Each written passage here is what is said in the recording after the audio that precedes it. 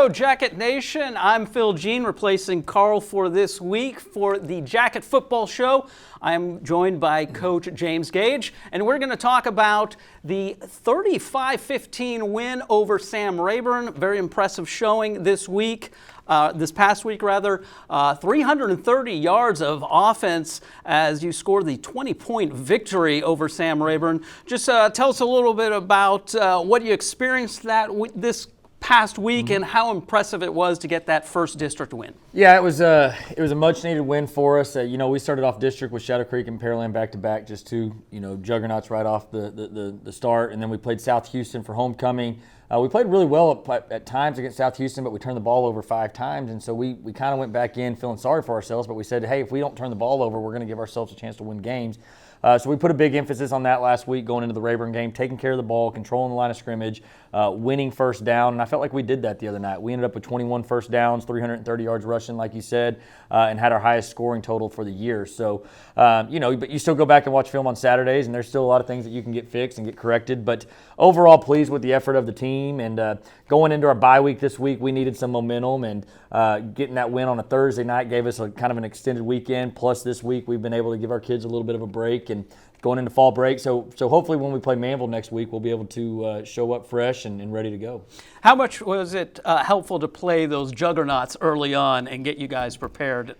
Yeah, you're going to have to play them at some point, and so playing them early on, it kind of showed us a little bit about who we are, and we knew after the Pearland game we were going to have to adjust some things and kind of do some things a little bit differently if we wanted to be able to have some success, and so we had some good conversations as a coaching staff. We were able to kind of simplify things in certain areas, and really the last 2 weeks, especially offensively on the offense side of the ball, we've been able to kind of see some things come to fruition and really start to show up. And then, our defense is continuing to show up and play solid defense. The biggest thing for us that we keep preaching is tackle when we get there and create turnovers. So as long as we can do that on the defensive side of the ball and then keep progressing on the offensive side of the ball, we should be able to give ourselves a chance to win some of our last 4 games.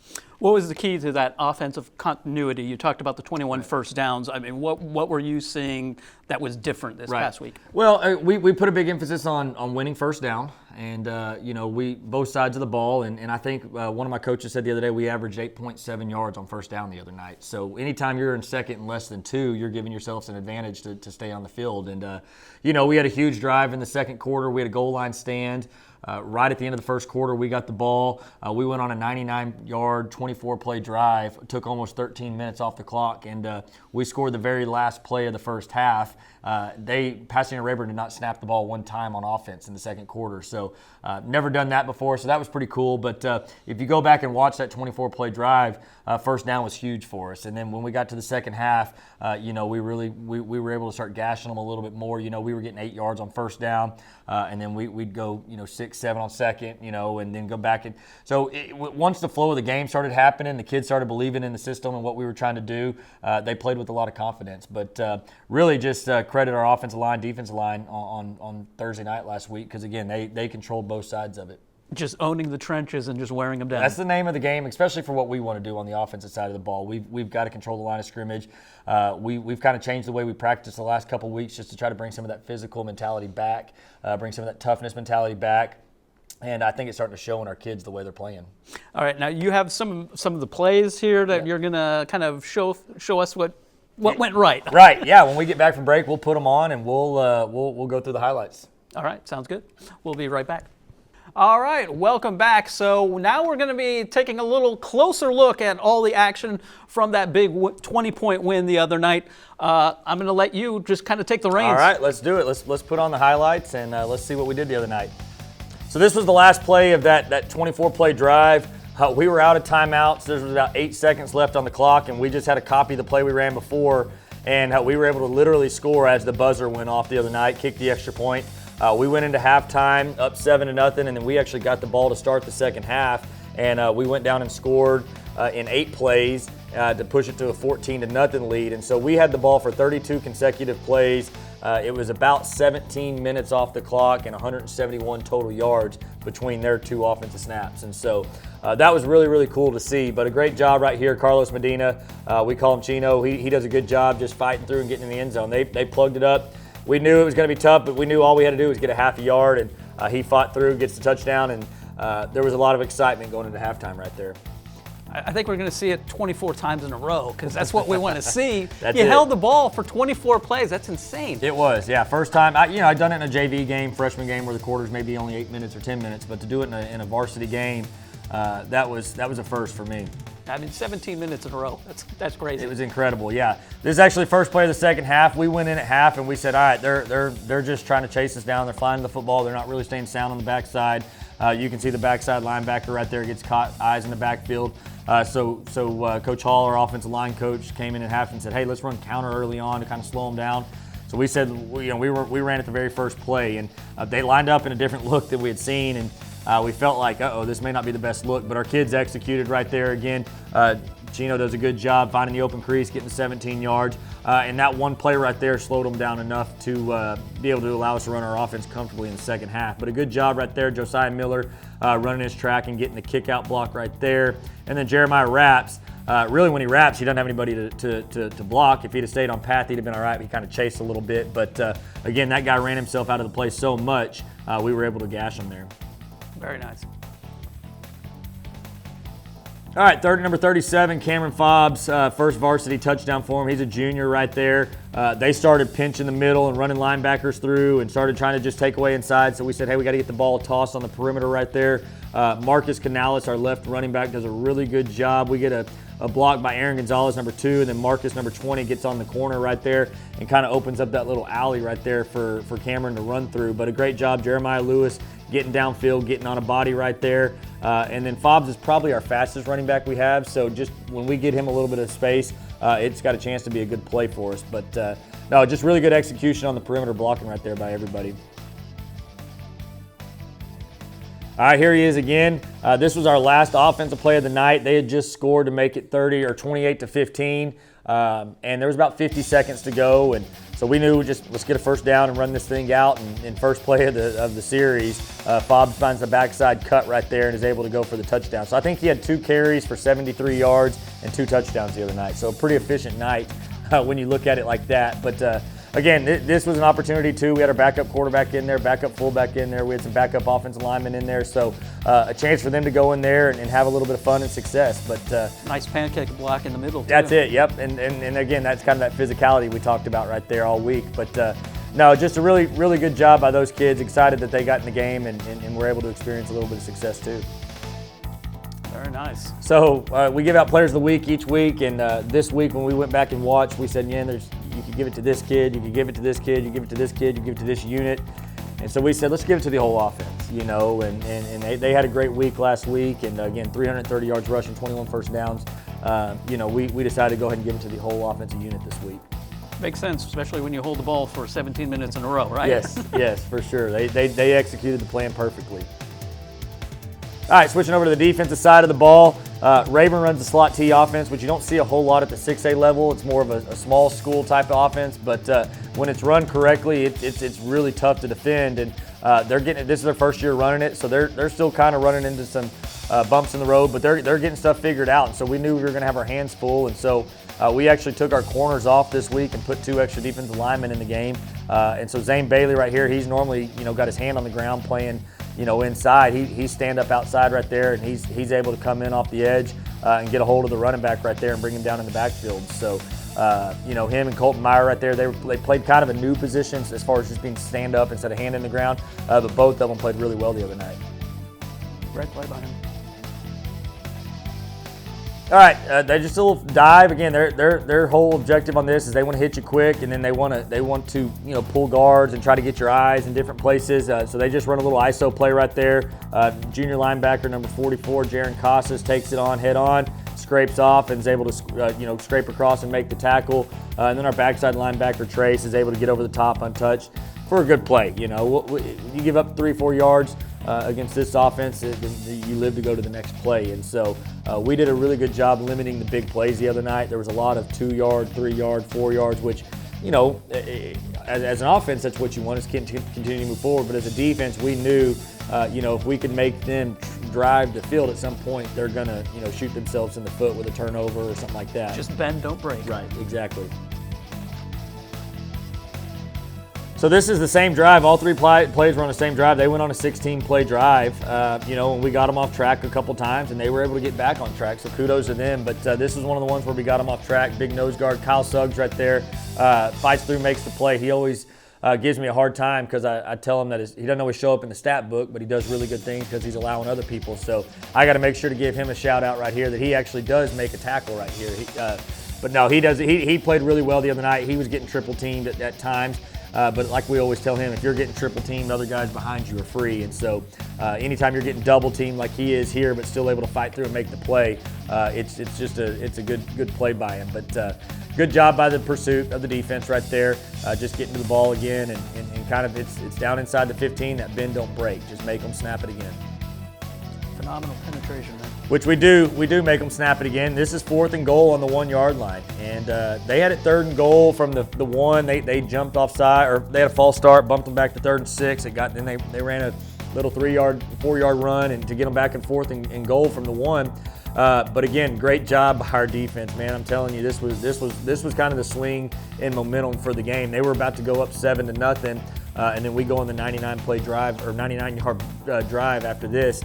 But Kyle Suggs, it's hard to see from this angle, but Kyle Suggs, Jaron Casas, and Cash Pallage were the 3 that fit this one perfect. And so, this was just a huge stop for our defense, and then again gave our offense the ball back. And then that's where we went on the 24-play drive right after. And then where we got the stop is almost the exact same spot where we scored. So I thought that was pretty neat. Yeah, totally disheartening for them because then you guys own the ball for 17 minutes after that. Right, and so especially when their offense is similar to what we want. They want to run the ball, control the clock, and so we kind of took that away from them. But this was late in the game. This was kind of the nail in the coffin, as they always say. Colton Meyer does a good job coming off the edge, getting the big hit on the quarterback, gets him to fumble, kind of the blind side right there, the weak side blitz, gets him down on the ground, and then Chris Macias is right there on the spot to pick up the fumble and rumble down inside the 20. But this was fun. This was our only turnover we created other than the 4th down stop the other night. But it came at a big time for us. We scored a couple plays later to push it to a 3-score game, and that kind of put them away for the night. And what you got to like about that is his technique, not lowering the head. Right. The game has definitely changed, and so you got to teach your kids different techniques of tackling and all that. But again, yeah, he could have definitely went and hit him right under the chin, but good clean tackle right there, and is able to get his hand on the ball and knock it free. Huge play. Right. Cash Pallage was our defensive player of the week the other day. He fit the box really well. He was in on the big tackle there on the goal line, but he had several tackles the other night where if he didn't make the tackle, it was going to be a huge play. And so he played really well. When your safety's having to fit the box a little bit, it's kind of nervous because they're used to covering and doing that. But he wasn't scared to go stick his nose in there and make tackles, and so he played well. Bring that extra defender up front. That's it. So our special teams players of the week go to these 2, Drew Bingham, our quarterback, and Dylan Harrington, one of our receivers.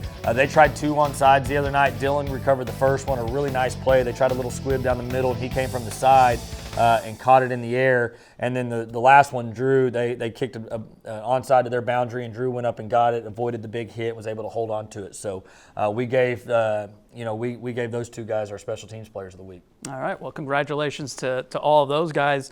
They did a phenomenal job this week, scoring that 20-point win. We're going to take a quick break, and then we will come back and talk about what's coming up in terms of you got the bye week and then coming up ahead. So stay with us. All right, welcome back, and I misspoke. We've got a few other awards just to hand on out. When you win by 20 and play really well, you want to give out awards. That's what our goal is each week, is to give out as many awards as we can. So we got a couple more we'll look at here just to give these guys some credit where they deserve it. So the big hit was Colton Meyer right there on the quarterback, forcing the fumble late in the game. He's been begging for one of those awards all year, and so for him to get that the other day, he was pretty fired up, and we handed him his certificate.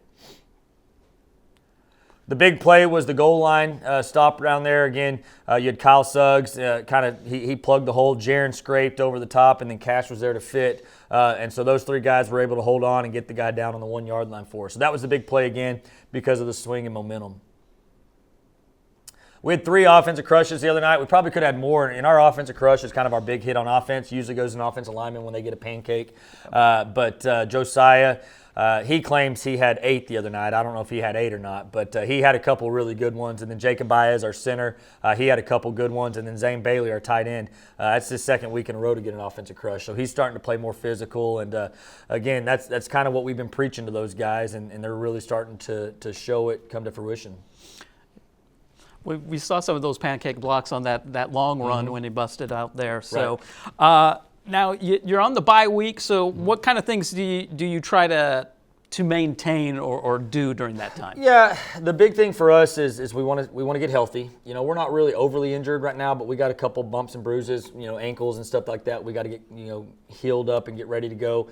Let our kids kind of get caught up in the classroom a little bit this week, but we also want to stay sharp and crisp with what we're doing. So we gave the kids Monday afternoon off. We'll give them Friday afternoon off, and then we practice Tuesday, Wednesday, and we'll practice today, Thursday. And we're not going to go long. We go about an hour and a half each day, and really there's a more, you know, indie group type of work as opposed to any type of team stuff. Because for us, it's about again getting some of the little things fixed this week, and then moving into next week. We'll, you know, going into Saturday, we'll meet as a staff, and we'll start to put together a game plan for Manville. And, you know, when we come back Monday morning next week, with it being fall break, we'll practice in the morning next week. We always start with our scouting report Monday, and then we'll roll in through our normal week. So really for us this week, it's been the focus has been on us. You know, we've looked a little bit at Manville, but we're not trying to look too far ahead. We're trying to focus on what's important now.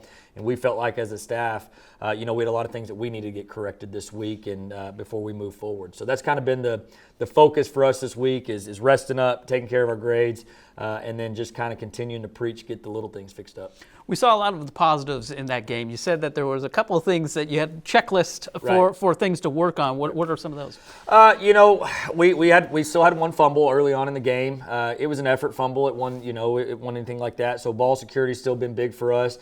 We do feel like we're going to have to throw the ball a little bit better at times. So we've spent a little bit more time throwing the ball this week, just with some extra time we've been able to squeeze it in. So you know, for us moving forward, those kind of been on the offensive side our focal point. Defensively, it's just we don't have a whole lot of depth, so we got some guys that are having to learn kind of 2 positions because they may be the starter at one position and a backup at another. So just trying to get them reps at some different positions just to try to create a little bit more depth for us on that side of the ball. But you know, ultimately for us defensively, the name of the game is we got to be able to tackle and get off the field on third down. So we've done a lot of tackling this week, not necessarily live tackling, but just fundamental part of tackling.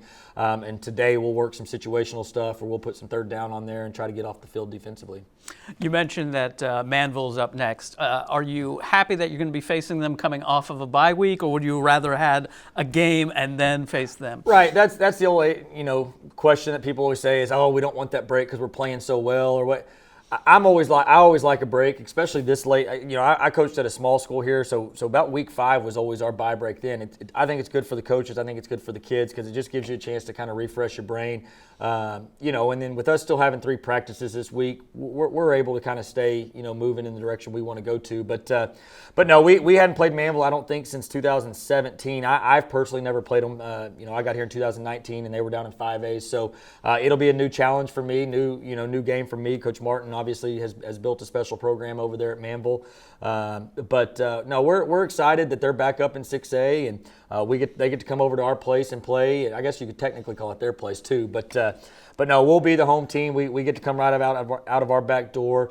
It's fall break next week, so we should be able to get the kids, you know, minds strictly on football. And that's one thing I do like about the fall break is it gives our kids a chance to kind of get away from the classroom stuff where they can maybe start to think about football a little bit more. So it should be a good night. I think weather's supposed to be nice next week, and typically I think when Manville and Alvin play, I've been told the crowd's pretty good. So we're looking forward to another great Friday night.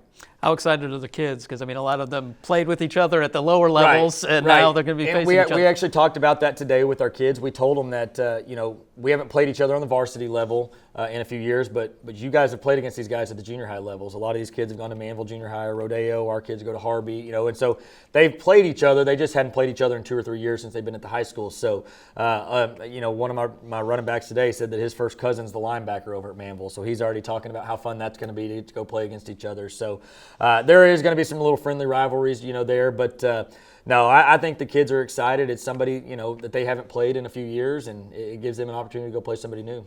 All right. Sounds great. All righty. Anything else that you'd like to add on this Phil, fabulous? you did a phenomenal job filling in. We're going to have to tell Carl, that we got a righty in the bullpen in case we need him. So, no, I appreciate you filling in and doing this. Anytime we can get over here and brag about our kids, it's always a good day. All right. Phenomenal. All right. So it's next Friday, hosting Manville. Yes, sir. So check it out. 7 p.m. So, Jacket Pride never dies.